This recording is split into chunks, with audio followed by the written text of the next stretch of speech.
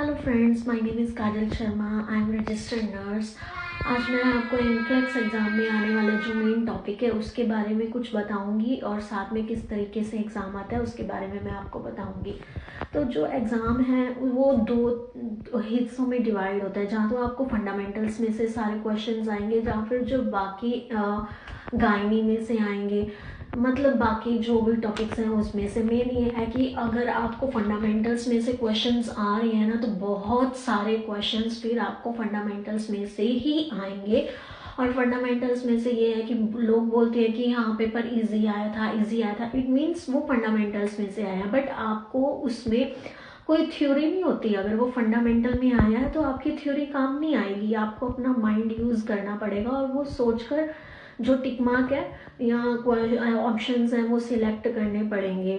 But अगर आपको मान लो फंडामेंटल से बाहर कोई क्वेश्चंस आते हैं, उसमें आपके पास ऑप्शन होंगे, आपने उससे रिलेटेड थ्योरी कर रखी है, सब कुछ कर रखा है, आप सिलेक्ट कर सकते हो। मतलब इंडियन है वो काफ़ी जो है फंडामेंटल के जो पोर्शन है उसको बहुत टफ समझते हैं। क्यों? क्योंकि उसमें आप अपने सारे तुक्के नहीं लगा सकते हो। बट आपको इजी भी वही सबसे ज़्यादा पोर्शन आता है, वही इजी। अगर फंडामेंटल्स में से क्वेश्चंस आए हैं तो वो इजी भी होते हैं। अब जो सबसे एक मेन टॉपिक है वो है एनक्लेक्स एग्ज़ाम में, अकॉर्डिंग टू मी, जो मुझे लगता है कि हाँ मैंने जितनी भी ऐप्स की हैं या मेरा जो एग्ज़ाम आया था उसमें से, वो मुझे लगता है कि एंडोक्राइन है जो सिस्टम, वो काफ़ी ज़्यादा आता है। और ये थोड़ा सा हार्ड भी होता है समझना। इसके जो साइन एंड सिम्टम्स हो गए सारे एंडोक्रोनोलॉजी के, जैसे कि साइन एंड सिम्टम्स हो गए या फिर मेडिकेशंस हो गई, या फिर अगर मान लो कोई भी साइन एंड सिम्टम्स आ रही हैं उसके अकॉर्डिंग हमने डिजीज़ बतानी है, या कोई डिजीज़ आ रही है उसके उन्होंने साइन एंड सिम्टम पूछ लिए। मतलब हर एक उसमें जो एंडोक्राइन सिस्टम है वो बहुत ज़्यादा कंफ्यूजिंग सा टॉपिक है, और इसके अंदर मेडिकेशंस और सब कुछ काफ़ी ज़्यादा यूज़ होता है। जैसे मान लो एंडोक्राइन के अंदर ही अगर हार्मोन्स बॉडी के अंदर ज़्यादा हो गई हैं तो अलग कंडीशंस बनेंगी, हार्मोन्स लेवल कम हो गया है तो अलग कंडीशंस बनेंगी। जैसे ज़्यादा हो गया है तो हाइपर थायरॉयडिज्म हो सकता है थायराइड में, अगर कम हो गया है तो हाइपोथायरॉयडिज्म हो सकता है। हीट इंटॉलरेंस हो रही है, हाइपर हो गया, कोल्ड इंटॉलरेंस, हाइपो, मीन्स बहुत सारे जो साइन एंड सिम्टम हैं वो सब काफ़ी अलग अलग होते हैं, इनकी मेडिकेशंस अलग होती हैं। ये जो सबसे मेन टॉपिक होता है ये आता है कि थायराइड, सॉरी, एंडोक्राइन क्रोनोलॉजी का सिस्टम, जो एंडोक्राइन हो गए, क्योंकि ये हार्मोन से रिलेटेड है तो ये आता ही आता है। आपकी जो मेंटल हेल्थ है, साइकेट्रिक के काफ़ी सारे उसकी मेडिकेशंस आती हैं आपको, उसमें एंटी डिप्रेसेंट्स हो गई, एंटी जाइकोटिक ड्रग्स हो गई, उसमें काफ़ी कुछ आ सकता है, आपको वो सब पता होना चाहिए। फिर आपका गायनी के अंदर गायनी में जो फार्मूलाज हैं, जैसे कि आप वो भी काफ़ी आते हैं, मुझे भी मेरे एग्ज़ाम में आए थे।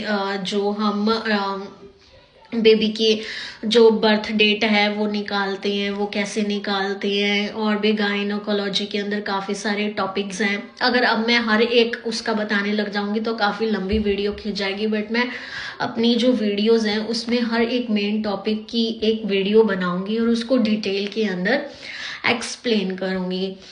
तो मतलब ये है कि आपको काफ़ी कुछ ऐसा आता है जो आपने पढ़ रखा है, आपको एग्जैक्ट वैसा ही आ जाएगा, बट बहुत रेयर चांस है। लेकिन आपको ऐसा नहीं है कि आपने जो पढ़ा है, जैसे क्वेश्चंस आपने ऐप में किए हैं यूवर्ड या कोई सी भी ऐप में, वो क्वेश्चंस वैसे ही उसी तरीके से आएंगे, नहीं, ऐसा ज़रूरी नहीं है। आपको बस एक हिंट दिया जाता है कि ये डिजीज़ है, इसके अंदर ऐसे ऐसे हो सकता है, ये सिम्टम्स हो सकते हैं, ये मेडिकेशंस हो सकती हैं, आपको उसके अकॉर्डिंग क्वेश्चंस आते हैं, डिक्टो वैसा का वैसा नहीं आता।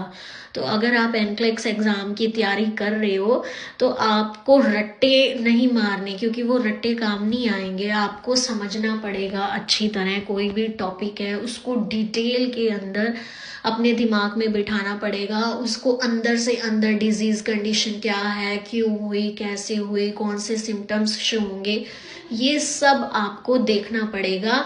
आप रट्टे नहीं मार सकते, रट्टे मार के जाओगे तो वहाँ वैसा सेम टू सेम नहीं आता, उससे रिलेटेड जरूर आता है। तो आपको हर एक चीज़ को रट्टे मारने की जगह अपना दिमाग में बिठा के अच्छी तरह उसको समझना पड़ेगा, तभी आप वहाँ पे एग्ज़ाम पास कर पाओगे।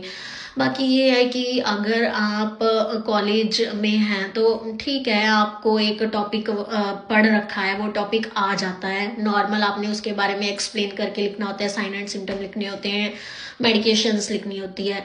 बट एनक्लेक्स एग्ज़ाम में ऐसा नहीं है कि आपको एग्जैक्ट आपने जो पढ़ा है वही आपसे पूछा जाएगा, नहीं, आपने जो पढ़ा है उससे रिलेटेड आपको कुछ भी पूछ सकते हैं। इसलिए रट्टे लगाने की जगह कोई भी टॉपिक है उसको आपको समझ के डिटेल में उसके बारे में पढ़ना बहुत ज़रूरी है।